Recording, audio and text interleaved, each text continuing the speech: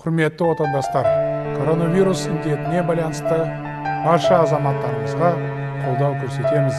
Біз рухы асқақ, бірлігі бекем, еңсесі биік халықпыз. Біз біргеміз. Келес ауданынан сайланған Түркістан облыстық мәслихатының депутаты Жаңабай Ағабеков коронавирус індетіне қарсы күреске қолдау білдіріп, туған жерінде назардан тыс қалдырмады. Біз біргеміз акциясы аясында өз қаржысына Келес ауданындағы 200 отбасыға 1,5 миллион теңге азық-түлік жіберіп, қамқорлық көрсетті. Нақтырақ айтсақ, себетке кіретін азық-түлік ішінде 200 қап ұн, 200 литр өсімдік майы және 500 келі күріш бар.